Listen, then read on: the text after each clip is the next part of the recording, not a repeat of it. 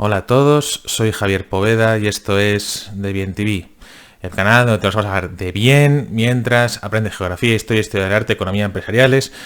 Y este vídeo va dirigido a cuarto de la ESO, sección CEIPSO, el Encinar de Torrelodones. In this video, we are going to study the second part of the Unit 8 about the Second World War, and we are going to see now the consequences of the Second World War. So, let's go. First, the wartime economy. So, during the Second World War, between 1939 and 1945, all the European countries, and the Japanese and the Soviets, and the Soviets are European, and the Americans, they all established a wartime economy with the main objective of supplying arms to the troops. A wartime economy means that all the efforts of the national economy are directed to the war, okay, to the arms industry and the ammunitions and the tanks, the planes, the boats, etc, etc. So, the raw materials, for example, coal, iron, nickel, were overexploited for the use in the iron and steel industry, because everything in the war is made out of steel. For example, planes and boats and military vehicles, weapons, tanks and submarines. Okay, very straightforward. The petroleum extraction increased. Why? Because you have to fuel all of these military vehicles, all the planes, all the ships, the etc, and the boats.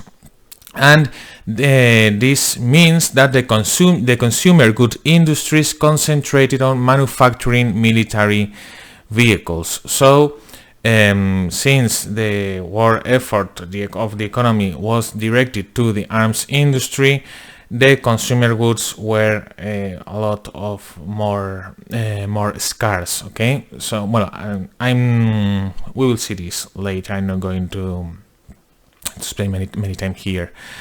And also scientific and technological research led to the development of new weapons. The most important one was the atomic bomb, but there were a lot more, as I will show you. Well, I will show you now. So, okay. For example, the reason why Germany invaded both Denmark and Norway was to protect the iron ore shipping which came from Sweden. That is why they went north at the beginning of the war in 1940. And the Germans, for example, they were supplied by the oil coming from the oil fields in Romania and later from the Caucasus. That's why they directed their attacks on the Soviet Union to the south mostly, and to reach the oil fields in Baku, for example, in Azerbaijan. And some pictures of the factories. This is a German tank factory, an American factory. It's very ugly. These M3 Lee tanks, they are horrible. And also a Chrysler factory. Instead of fabricating or making cars, these industries, in this case Chrysler, which is an automobile factory, they switched to the military industry, so they now produced tanks. And also Boeing, which made airplanes, now they switched to military planes. Okay. And this is a German factory and a Japanese submarine dock, and this is the first test of the atomic bomb in the desert of Arizona, I think, or New Mexico in the United States. You have a video here if you want to watch it. And there were also some new and fascinating weapons. For example, this prototype of German tank, the Panzer VIII, or the Messerschmitt 262, which was the first jet-powered aircraft, okay, and this later was used for the commercial airplanes. And the Boeing B-29, the Super Fortress, the first aircraft with pressurized cabin, which today every plane uses, and also serves the Schwerer Gustav, I think is this, extremely big cannon, an 80 centimeter caliber cannon, so imagine the cells. And this is the first missiles. This is the V1 and also the V2, which were the precursors of the intercontinental missiles, ballistic missiles. This is a picture, a video of a V2 German rocket. So how was life and society during the war? How was the people's daily lives? Well, the investment in military resources had, of course, a negative impact in society, because the industries, instead of producing consumer goods, for example, food, textiles, or whatever that people use in their daily life, they reduced their productions to switch to the military industry. So, as a result, the civilian population suffered from shortages, escasez, and rationing systems, sistemas de racionamiento, the same that happened in the First World War. Part of the population was also evacuated to rural areas because the towns and cities were being constantly bombed. So many people had to migrate, and also many people had to change their habits to protect themselves from the issues of the war. For example, nighttime bombing raids. For example, they had to turn off their lights, cover their windows, and went to underground shelters. So these are rationing books in the USA. Okay, remember that the United States territory was not affected by the war, yet they had to introduce a rationing system. This is the effects of the bombing. This is Cologne in 1945, totally destroyed. And this is an underground air raid shelter in the London Underground. And this is an Morrison Center, which was a very strange shelter that people used. During the day it was a living room table, but in the night it could help you to prevent death from the air bombings. And in the countries occupied by Germany, there were some other changes. A resistance movement was formed with the people who fought against the Germans from the inside. And they were civilians that transformed into militia, and they were known as partisans, los partisanos. But there were also people which helped the Germans. These were known as collaborators, and they supported the Nazis. They persecuted and informed about the resistance members and the communists and the Jews, and they helped the Nazis with the government of the occupied territories. The number of exiles increased because millions of people left their home, and some of them who could not escape were deported. And deportados, that means forced to leave. 7 million people, civilians and prisoners of war, were sent to work in factories that the Germans had all over Europe, the people from the concentration camps, and they produced military equipment for the Germans. And finally, the Nazis persecuted and killed the Jewish people. Remember that Hitler blamed the Jewish people for all the catastrophes that Germans had suffered. So they almost killed them all, but we'll see that later. They also persecuted the communists, the Slavs, the Gypsies, and the homosexuals because they were not the superior race, the part of the superior race, the Aryan race, la raza aria. Pictures. These are a couple of partisans, and these are collaborators. These are Bosnian Muslims that fought for the SS, for the German SS, and these are the distinctives or the symbols that the Germans used to classify their prisoners in their concentration camps. Okay, the most famous one is the 6-point star that marked the Jews. And the Holocaust. What is the Holocaust? It's the systematic extermination, which is also a genocide, of the Jewish people by the Nazis during the Second World War in all of the countries and all of the territories that were occupied by the German forces. Why? Because of the Hitler racial policies, which aimed at extermination of these people. Why? Because they were inferior to the Aryan race and they were guilty for causing the aids to the Germans. So what did Hitler do? Well, all of these measures against the Jews started way before the breakout of the war. They started with the Nuremberg laws in 1935, which excluded the Jews from public administration and occupying liberal professions, and also they banned mixed marriages, so between a Jew and an Aryan. Also, there was a pogrom, which is a persecution, Jew persecution, and this was very famous in 1938, the Night of the Broken Glass. 7,500 businesses were destroyed, some Jewish people were killed, and after that their businesses, the remaining Jewish businesses, were closed down and expropriated. Later, the Jews were forced to live in ghettos. A ghetto is a restricted area, usually within a city, which is surrounded by walls and fences, and in which they all concentrated, so they would not mix with the rest of the population. And later they were deported to the concentration camps, and later they were exterminated.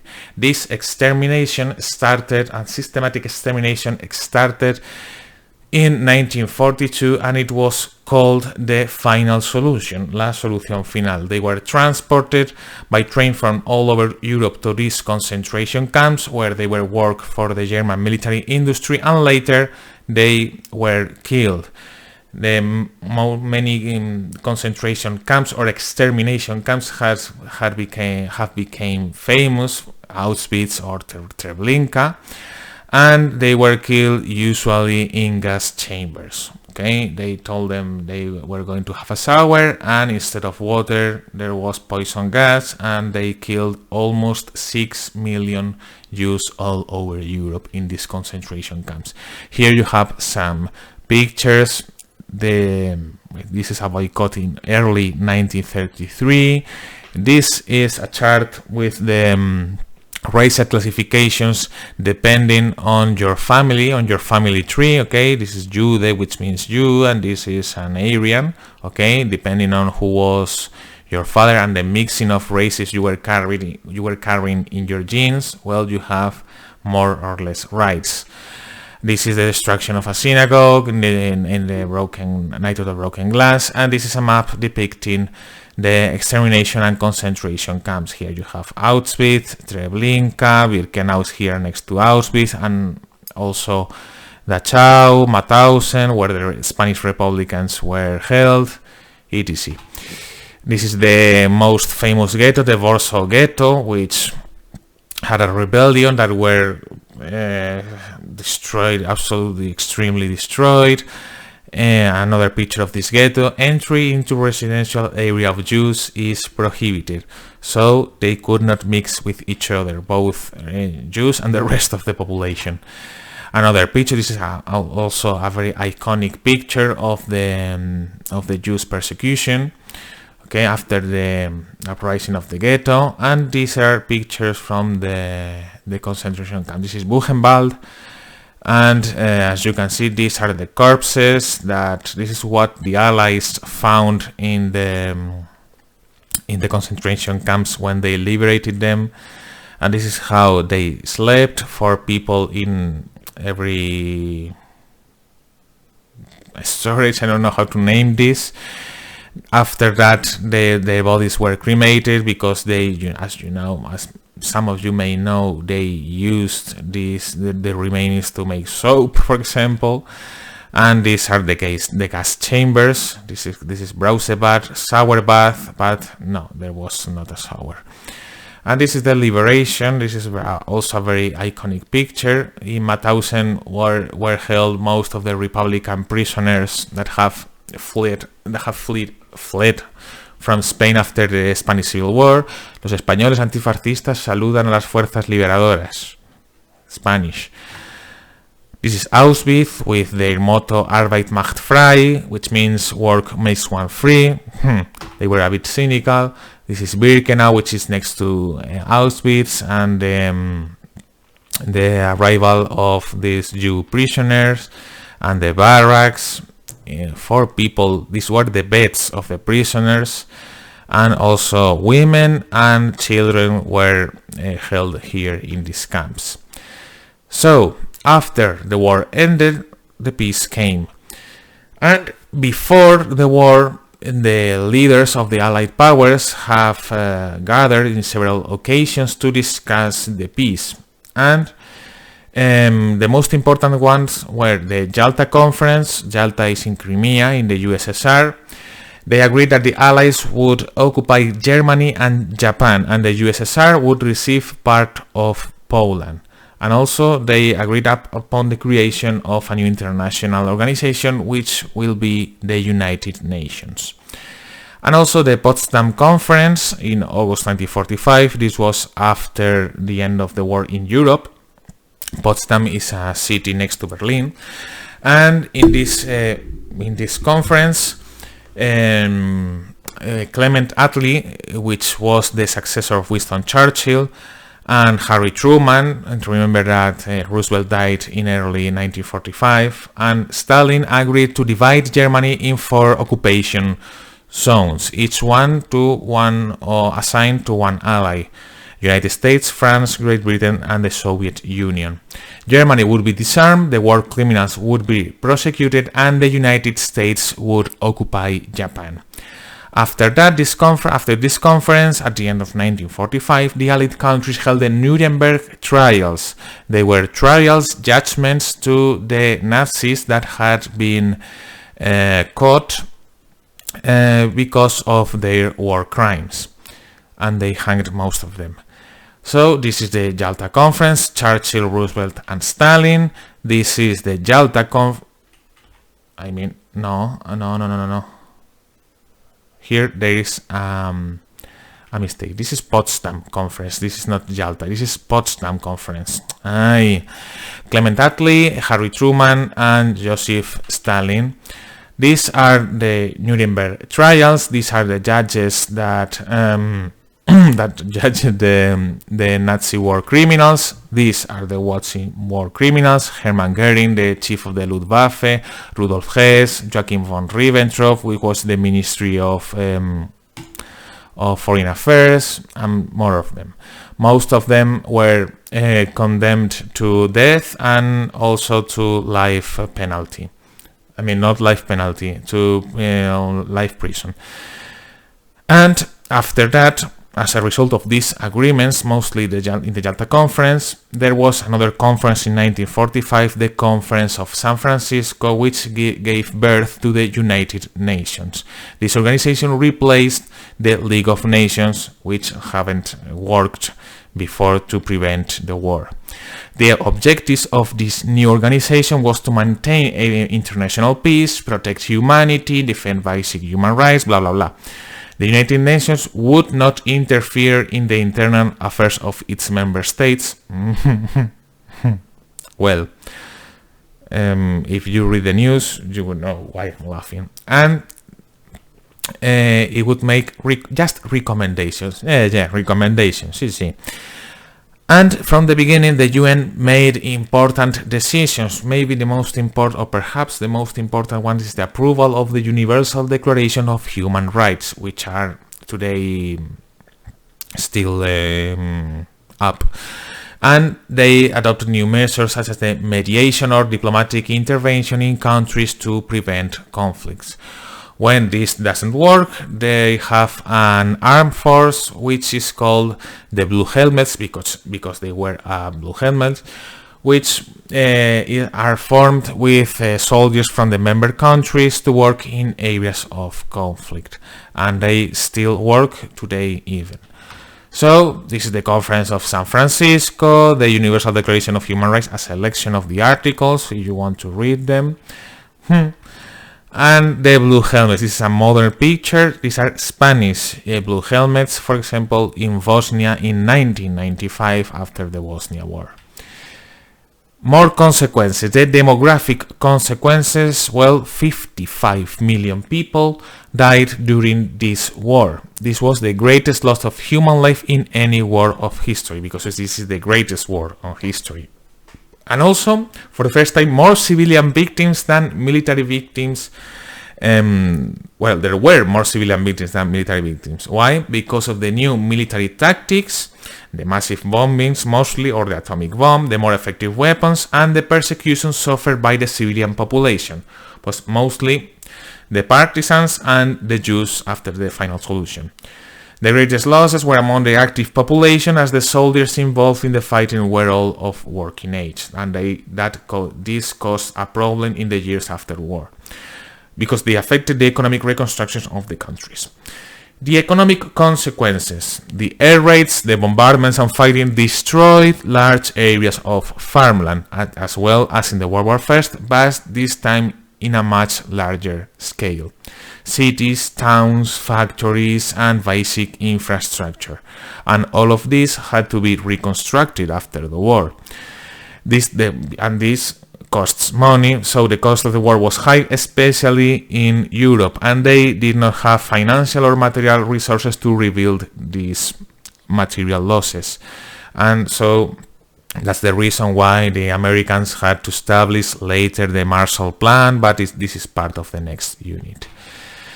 These are the casualties in each country. As you can see, a lot of people died. Here in the map, you can see it. Most of the kills were suffered by the Soviet Union. And because of these new tactics, the massive bombings, this is Hamburg, and the territorial consequences of the war were the following. Germany lost these territories, to Poland, part of their eastern parts, and to the Soviet Union, and the country was divided in 4 occupation zones: the British zone, the French zone, the American zone, and the Russian or the Soviet zone. Also, Berlin, the capital, was divided in 4 parts, each one occupied by one Allied power, and the same happened with Austria and with Vienna. Also, the other territorial changes: the USSR received Estonia, Latvia, Lithuania. Well, they annexed them in 1940, but these annexations were recognized after the war. Also, the eastern part of Poland that they have occupied in 1939, parts of Finland, because Finland was part of the Axis and they were defeated as well, and Romania, the region of Bessarabia. They had also annexed it in the 1940s, but it was recognized at this time. Poland received the eastern part of Germany and part of eastern Prussia. Romania lost the Bessarabia but received Transylvania from Hungary. Bulgaria received the southern Dobrudia from Romania, and Italy lost all of its colonies and the Istria Peninsula.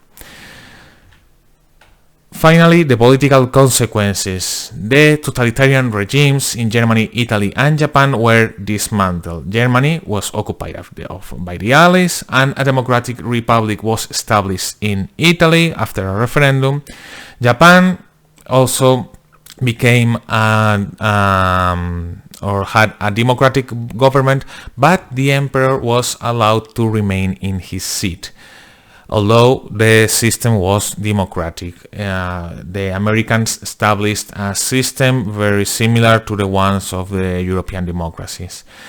And France and Great Britain lost their position as leading international powers, and they were replaced by 2 new superpowers, the United States and the USSR. So the world was divided in these 2 new main spheres of influence, and they were called the Western Bloc, or the capitalist bloc, led by the United States, and the Eastern Bloc, the communist bloc, led by the Soviet Union. And this will be the beginning of the Cold War, which is part of the next unit. Okay, this is the Soviet Union in red, and in light red the countries that were under the control of the Soviet Union, the communist countries, and in blue the countries under the sphere of influence of the United States, all Western Europe.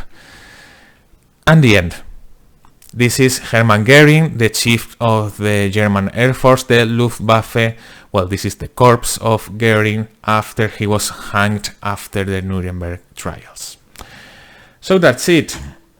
Esto es todo. Dios mío, qué mal perfil tengo. Aparte no he afeitado, pero porque paso. Bueno, que me enrollo. Esto ha sido todo. Esta parte ha sido mucho más cortita que la anterior. Espero que este vídeo os haya ayudado. Ya sabéis que para cualquier duda me tenéis disponible en Aula Virtual, en Instagram, en el Twitch o yo que sé, o en los pasillos de clase. Muchas gracias por ver el vídeo, mucho ánimo y nos vemos en el próximo.